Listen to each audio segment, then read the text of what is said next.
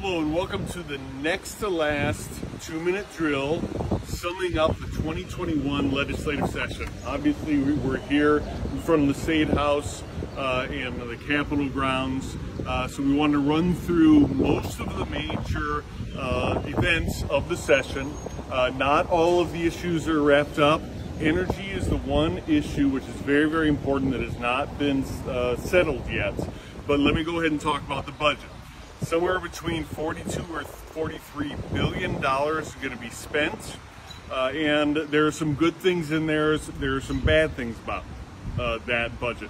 The worst part is that despite the fact that we had all sorts of federal assistance, the fact that normal revenues had increased substantially over what projections were, we still raised taxes on employers by $660 million. What were the sources of those? The same issues we're going to talk about, plus one added.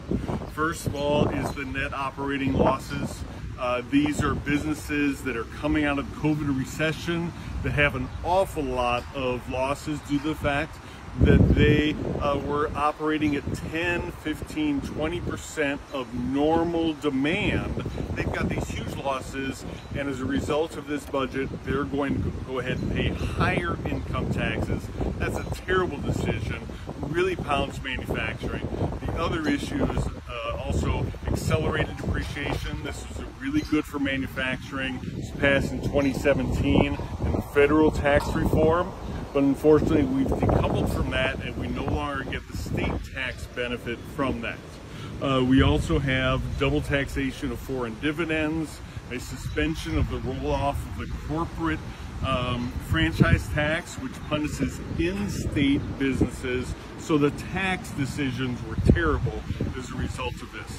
What's also very, very bad is the fact that the governor rolled out $700 million of cuts in spending when the progressive income tax went down to defeat resoundingly from the voters. And he said, we're going to have to cut back spending.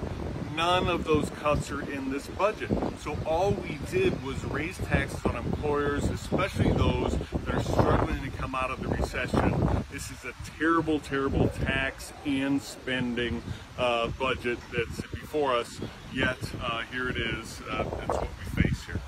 Let me go ahead and talk about a couple things that we're positive the Chamber got accomplished. First is the state and local tax cap at the federal level that was part of the 2017 tax reform. It capped everyone's deduction at the federal level at $10,000. The Chamber, with a lot of help, worked around that prohibition. Now we think an awful lot of entrepreneurs and especially partners in business services are going to benefit by that law. We think that's going to get signed into law. Also, data center incentive program, which looked like it was headed towards the trash heap, was saved and now looks like it remains very viable. Again, even if you're not in the data center space, these are billion-dollar investments for each and every place that data centers come together. So very, very important for our state's economy. Last thing I'll talk about then is energy. We don't know what the final energy bill is going to look like. We've not seen final language, but we do sense that Exelon is going to get yet another bailout paid for by especially our large industrials, but all of us, quite potentially, residential and business.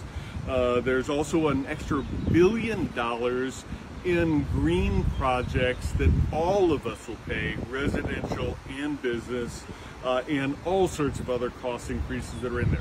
There are some provisions in there that the Chamber can support in a balanced approach, but what we've seen so far is not balanced by any means. So we'll probably have to wait 2 weeks, if not 3 weeks, to decide what is finally in that energy package.